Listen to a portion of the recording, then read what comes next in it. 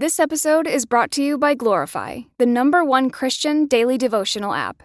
Everything around us changes. God doesn't.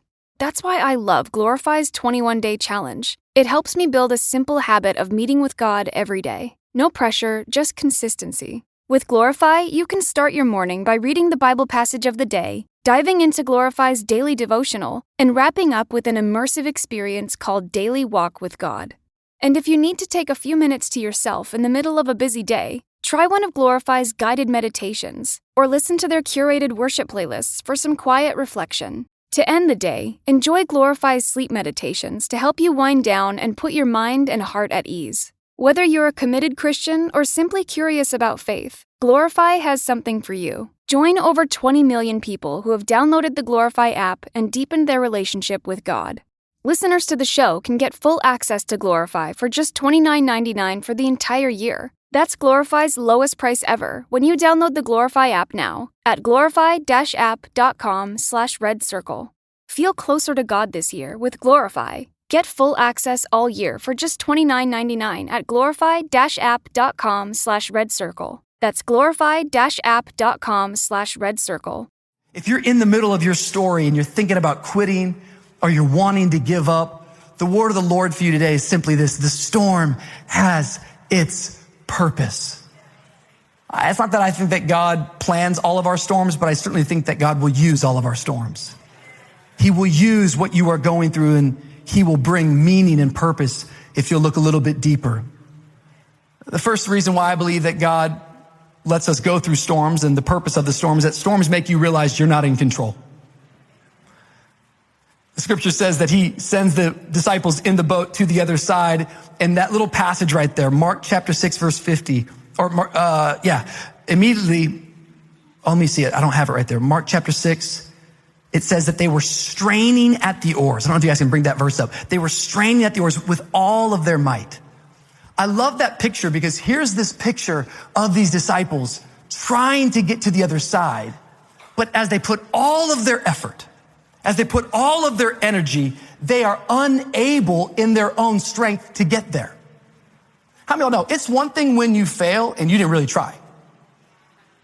It's another thing when you put your heart, your soul, all of your focus into something and you came up short. These disciples are doing everything they possibly can in their effort to get to the other side. That's what Jesus had promised them. That's what Jesus had told them. Jesus said, get in the boat and go to the other side. They're just obeying. Isn't that amazing? You can obey Jesus and it can lead you into a storm. I think sometimes we're like, oh my goodness, if I just follow God, everything's going to be perfect and easy. Read the words of Jesus.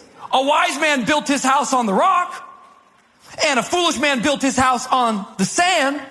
And when the storm came, the wise man's house stood strong, and the foolish man's house collapsed. Did you catch it? Wisdom doesn't prevent storms. You can be wise. You can be educated. You can be at church every week. You can do all the right stuff and still have to face a storm. I don't get to control it. All I get to do is prepare my spirit and my foundation for it so that when the wind does come and when the rains do come, this house, it might bend, but it's not going to break. And some of us in this room today, we need to be reminded we are not in control. And it's only in a storm that you realize, oh, wow. I'm telling you, you can have all the money in the bank account. You can be educated. You can have the dream job, dream girl. But all it takes is one little storm. All it takes is a phone call from the doctor. You have cancer. I don't care how healthy you... This episode is brought to you by Glorify, the #1 Christian daily devotional app. Everything around us changes. God doesn't. That's why I love Glorify's 21-day challenge. It helps me build a simple habit of meeting with God every day. No pressure, just consistency. With Glorify, you can start your morning by reading the Bible passage of the day, diving into Glorify's daily devotional, and wrapping up with an immersive experience called Daily Walk with God. And if you need to take a few minutes to yourself in the middle of a busy day, Try one of Glorify's guided meditations, or listen to their curated worship playlists for some quiet reflection. To end the day, enjoy Glorify's sleep meditations to help you wind down and put your mind and heart at ease. Whether you're a committed Christian or simply curious about faith, Glorify has something for you. Join over 20 million people who have downloaded the Glorify app and deepened their relationship with God. Listeners to the show can get full access to Glorify for just $29.99 for the entire year. That's Glorify's lowest price ever when you download the Glorify app now at glorify-app.com/redcircle. Feel closer to God this year with Glorify. Get full access all year for just $29.99 at glorify-app.com/redcircle. That's glorify-app.com/redcircle. I don't care how many sit-ups you can do. You can't stop cancer.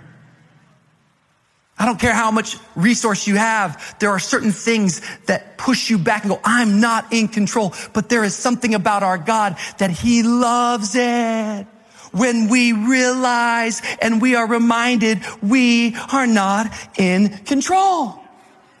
The scripture says that there they are. They're straining at the oars. You gotta love Jesus. Jesus leaves his place of prayer and he walks out onto the water to them. And these guys go, it's a ghost, which is hilarious because the only thing worse than being in a storm is having a ghost in your storm. This is a bad day. It's a ghost. But it's not a ghost. It's Jesus. It's not a ghost. It's Jesus. But they're in the storm, right? They're dealing with the financial pressure. They're dealing with the breakup. They're dealing with the heartache. They're dealing with the addiction. They're dealing with the pain. We got all these things that start clouding that we can't see Jesus. And the rain's coming and the wind is blowing and it's dark outside and I can't see Jesus. I can't see Jesus. And Jesus is coming to help me, but I don't feel like help's on the way. I'm scared. I'm trying to row. I'm trying to get there. And all the while, Jesus is looking right at them. Old preacher one time came through and told a story, said the house was on fire and the father came home. And when he got home, he saw his little boy up in the window. And the little boy was standing in the window 2 stories up and the smoke is rising. The place is on fire. And the dad shouts out to the little boy, son, jump. And the son's up there. He says, Dad, is that you? And the dad says, yes, son, jump. And the son says, but Dad, I can't see you through the fire. And the dad said, son, I know, but I can see you. And I felt like I wanted to preach to someone today that you might be in the middle of the storm and you might be saying, I can't see Jesus. I hear you. But the good news is he can see you. He's walking through it and he's on the way to you. He sees you.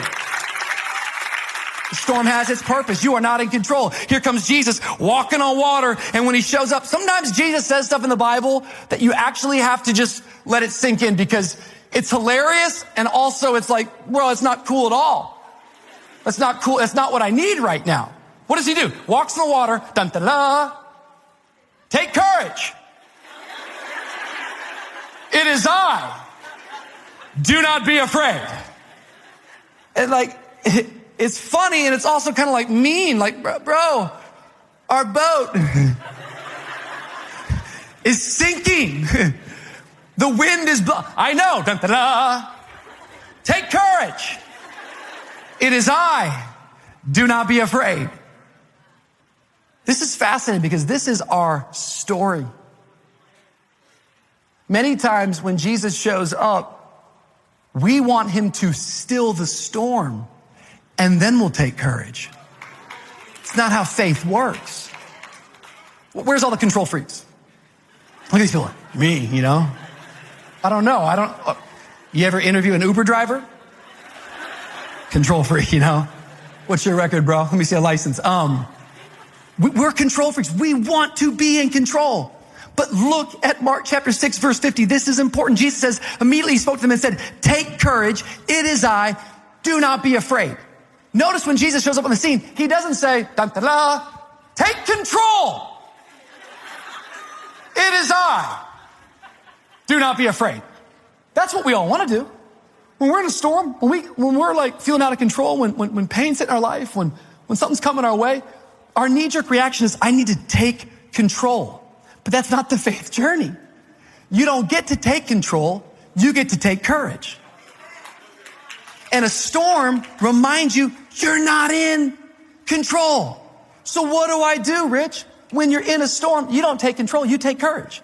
Control is God's responsibility. Courage is mine. I'm going to face this thing head on, believing that the storm has its purpose.